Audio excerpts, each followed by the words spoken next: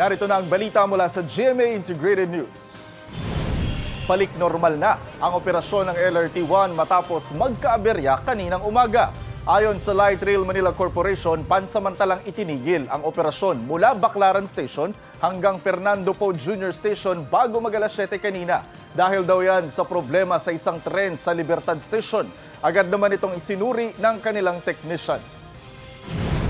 Narito naman ang iba pang balitang binabantayan ng GMA Integrated News. Presyo ng itlog sa ilang palengke sa Metro Manila mas mura dahil sa oversupply.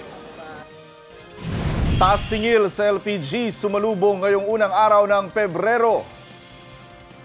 At magnitude 4.9 na lindol yumanig sa Abra de Ilog sa Occidental Mindoro.